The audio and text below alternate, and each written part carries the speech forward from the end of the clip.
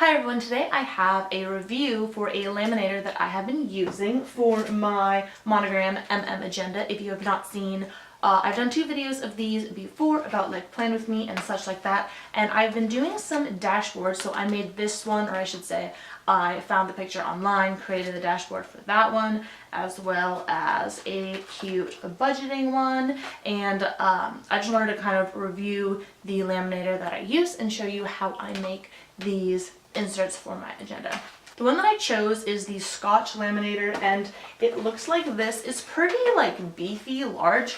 I got recommended just from the Facebook groups online kind of to use the Scotch brand because out of all of them, they are the most cost effective, or people were happy with the quality of it. I paid $53 with tax for it, and it did include 20 sheets of laminated paper.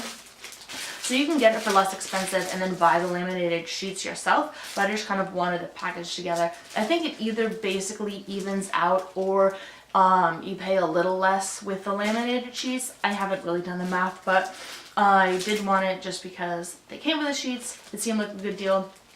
So I did buy them as a package. What I like about the Scotch Laminator is it has two settings. There's a 3 and a 5 button, and the 5 button says that it's like hotter, so if you have anything on cardstock paper, it will laminate it, I guess, like better. And then the 3 setting is for regular size paper. So when I'm doing the dashboards, I use a 5 button just so that it gets hotter.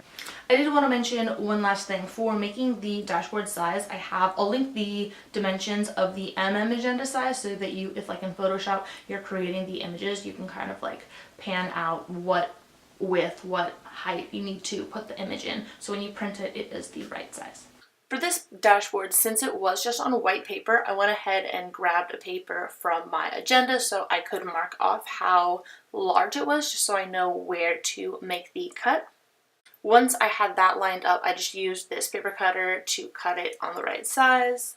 If you do go ahead and write on the dashboard itself, make sure to erase it so when you laminate it, those like little pencil marks aren't there.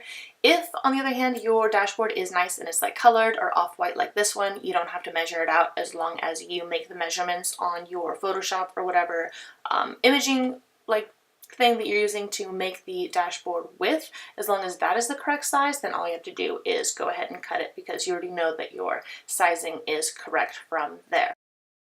Here's the actual laminating sheet, so you kind of like peel it open and put any part kind of like in the middle because that's going to be a natural crease already. So I just kind of wanted to use as much as this laminated paper and not waste it. So I put in 2 dashboards, and then I also made a packing list that I wanted to laminate. So I have 3, they fit in really nicely if you want to laminate 3 dashboards at a time. I already turned it on and it was preheated to that 5 setting, so all you do is kind of like feed the laminated paper into the laminator and it goes at its own speed. You don't have to push it, you just kind of hold it so it is flat.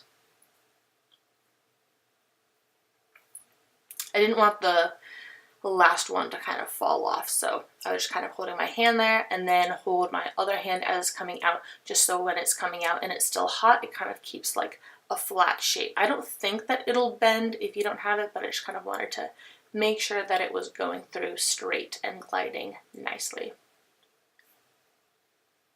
What I would suggest is not to hole punch it first. I hole punched these ones first because the packing list was already hole punched, but in the end they didn't line up. So before you laminate it, do not hole punch it because I learned that they don't really line up as well when you hole punch it after the fact. Once, this is just the large sheet after it came out of the laminator, and I just went to cut it with that paper cutter. Again, using a paper cutter for the laminated sheets is pretty simple. It's just like paper. Maybe it's a little thicker, I'm not sure, but I didn't have any problem using it to cut. And I kind of first cut it a little on the larger side. Don't cut too close because you don't want that lamination to start delaminating.